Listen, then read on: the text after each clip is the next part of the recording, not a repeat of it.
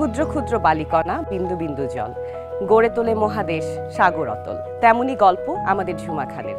জীবনের বাস্তবতা যদিও অন্য গল্প লিখতে চায়, কিন্তু সকল বাধা কাটিয়ে এগিয়ে যাওয়ার গল্পটা কেমন ছিল তাই শুনবো আজ ভিট বাংলাদেশ এগিয়ে যাওয়া আত্মবিশ্বাসে ক্যাম্পেইনে ঝুমা খানের কাছ থেকে। ঝুমা খান, কেমন আছেন আপনি? আলহামদুলিল্লাহ ভালো আছেন? আমি ভালো আছি। আপনার ব্যবসা কেমন চলছে? আলহামদুলিল্লাহ ভালোই চলছে। আপনার কি শুরু থেকেই এরকম একটা বিজনেস করার ইচ্ছা ছিল? করোনার আগে আমি টিউশনি করাতাম, করোনার পরে তো আর বাসায় গিয়ে টিউশনি করাটা সম্ভব ছিল না। 20 সালে ভাবলাম যে তাহলে অনলাইনে কিছু শুরু করি। Hair pack, face pack, hair oil, এই তিনটা জিনিসই হলো আমি নিজের হাতে বানাই। এত প্রোডাক্ট থাকতে আপনার কাছে কেন মনে হলো organic hair product, face product নিয়ে আপনি কাজ করতে চান?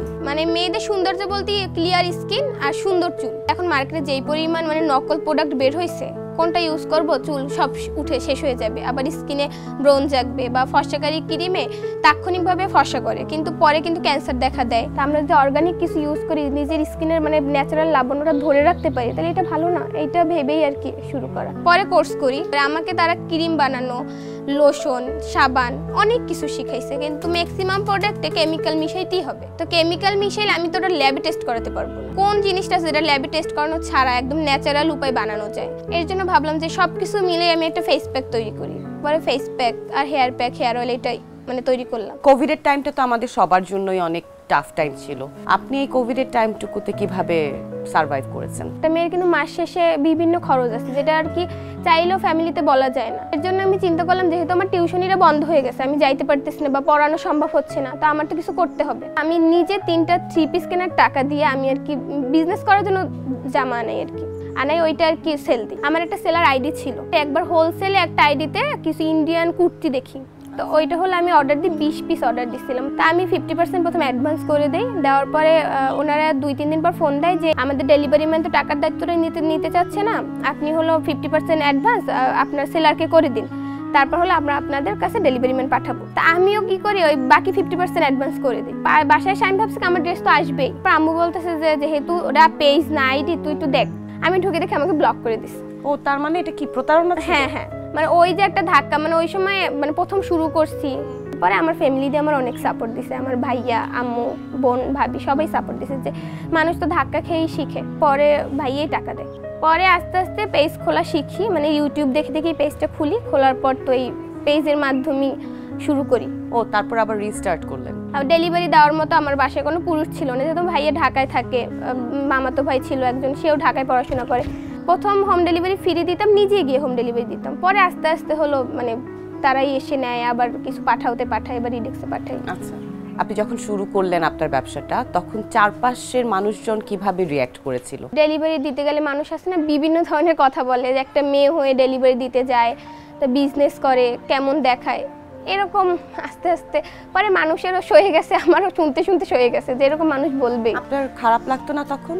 কিভাবে ম্যানেজ করতেন সব? তখন নিজেকে বুঝাইতাম যে আমার হাত যখন খালি থাকে, কেউ তো আমাকে 5 টাকা এসে দেয় না, যে এটা দিয়ে তুমি চলো। যেহেতু আমার ফ্যামিলির সাপোর্ট আছে, সেহেতু বাইরের মানুষকে কি বললো এটা তো আর ভাই বা কাজ নেই। আপনি নিজেই তো প্রোডাক্টগুলো তৈরি করেন, আপনি বলছেন আপনি একটা কোর্স করেছেন, তো কিভাবে আপনি প্রোডাক্টগুলো তৈরি করেন, কি কি ইনগ্রেডিয়েন্টস ব্যবহার করেন? আমার তেলটা হলো 35টা গাছগাছালি পাতা দিয়ে বানানো। জবা ফুল কিন্তু আমাদের চুলের জন্য অনেক উপকারী। বেলি ফুল, তারপর ঘানি ভাঙানো নারকেল তেল, অলিভ অয়েল, কাস্টার অয়েল, তারপর 7 পদের বাদাম মিলে একটা তেল, সরিষার তেল, মেথি, তিসি, এই সব কিছু মিক্সড করি। ঠিক আছে, আমি আজকে যাওয়ার সময় নিয়ে যাব আপনার থেকে। ঠিক আছে, ইনশাআল্লাহ।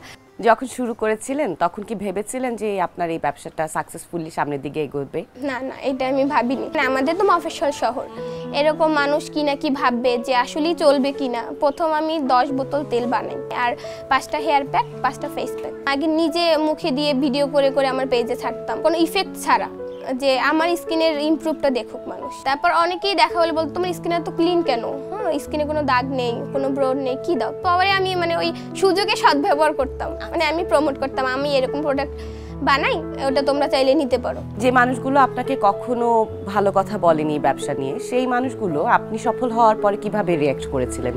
তখন তারাই আমার কাছ থেকে প্রোডাক্ট কিনে ইউজ করে। এইটাই হলো আমার অ্যাচিভমেন্ট। এক্স্যাক্টলি। আপনি যে এত পরিশ্রম করছেন সবকিছুর জন্য, এটার ইন্সপিরেশন কোত্থেকে পান? আমি হলো একটা ফাউন্ডেশন আছে, ওই ফাউন্ডেশনে দেখছি যে কিছু মানে মেয়েরা মহিলারা এরকম কাজ করছে, তো ওইখানে উনি অনেক মেয়েদের কর্মসংস্থান করে দিছে। তাই আমি ভাবলাম যে উনি যেহেতু করতে পারছে তাহলে আমি নিজে নিজে কেন পারবো না, তাহলে আমি একটু চেষ্টা করি। পরে একটা গ্রুপের সাথে আমার পরিচয় হয়, গ্রুপটা হলো ভান্ডারিয়ার একটা মেয়েদের গ্রুপ সুহাসিনী নামে।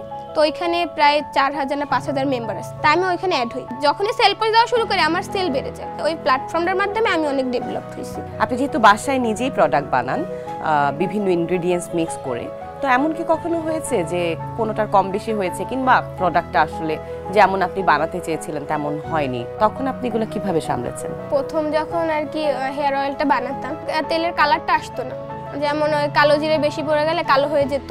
প্রতি কেজি তেল আপনার 1600 টাকা কেজি কিনতে হয়, আর প্রতি বেলায় 2-3 কেজি করে নষ্ট হয়ে যায়। পরে এরকম করতে করতে 2-1 বার নষ্ট হয়ে যাওয়ার পর আস্তে আস্তে হলো। তারপর ফেস প্যাকের বেলায় যেমন আমি সব কিছু মিক্সড করে বক্সে ভরার পর মনে পড়লো আমি তো চন্দন দিলাম না, এরকম অনেকবার হয়েছে। পরে আস্তে আস্তে আর কি মানে সবকিছু ঠিক হইতে হইতে একটু সময় লাগছে। আপনি কিসে লেখাপড়া করছেন? আমি অনার্স 3rd ইয়ারে ম্যানেজমেন্ট সাবজেক্ট নিয়ে পড়াশোনা করছি। আপনার এই ব্যবসাটা নিয়ে ফার্দার কি ভাবছেন, ফিউচারে কি প্ল্যান করতে চান? আমার প্ল্যান আছে আমি একটা আউটলেট দেবো, আমার মাধ্যমে যেন আরো 2-5 জন মানে কর্মসংস্থান খুঁজে পায়। আমি চাচ্ছি আরো 2-1 জন রেখে তারপর আউটলেটটা আর কি দেবো, আর একটু প্রতিষ্ঠিত হই। যারা আপনার মতো নতুন করে ব্যবসা করতে চায়, নিজের পায়ে দাঁড়াতে চায়, নিজের পরিচয় তৈরি করতে চায়, আপনি তাদের উদ্দেশ্যে কি বলবেন? মানুষ তো বিভিন্ন কথা বলবে, আজকে অমুকে এটা বললো, কালকে তো অমুকে ওইটা বললো, এটা ভেবে আমি ঘরের মধ্যে বসে থাকি, তাহলে তো হবে না। যখন আমি সফল হব, আমার হাতে যখন মানে ব্যাগ ভর্তি বাজার থাকবে, মানুষ এমনি আমার টাইনে চেহারা দিয়ে বসাবে। বিট বাংলাদেশের পক্ষ থেকে আপনার দুর্দান্ত গল্প আমরা শুনতে পারলাম। আপনি বিট বাংলাদেশকে কিছু বলতে চান? বিট বাংলাদেশ আমাকে অনেক বড় এক সুযোগ করে দিছে, যে এটা আমার অনেক দিনের আশা ছিল যে আমার এই বিষয়টা প্রচার হবে, মানুষ জানবে। বিট বাংলাদেশ আমাকে সুযোগটা করে দিছে, এর জন্য আমার তরফ থেকে আন্তরিক ভালোবাসা, শুভেচ্ছা, ধন্যবাদ। আপনার জীবন যেন হয় অনেক সুন্দর, জীবন যেন হয় মনের মতো, সেই শুভকামনা থাকলো। ভালো থাকবেন। আত্মবিশ্বাস তৈরির ক্ষেত্রে বাধা আসবেই, তাই বলি কি আমরা থেমে যাব? জীবনের কঠিন পরীক্ষা থেকে শিক্ষা নিয়ে ঝুমা খান আমাদের শিখিয়েছেন কি করে আত্মবিশ্বাস তৈরি করতে হয়, কি করে আত্মপরিচয় তৈরি করতে হয়, আর আমাদের শিখিয়েছেন মনোবল দৃঢ় থাকলে আপনাকে আপনার লক্ষ্যে পৌঁছাতে কেউ আটকাতে পারবে না। এমনই সব আত্মবিশ্বাসের গল্প আমরা শুনবো বিট বাংলাদেশের এগিয়ে যাওয়া আত্মবিশ্বাসের ক্যাম্পেইনে, অন্য কোনো দিন অন্য কোনো জায়গায়।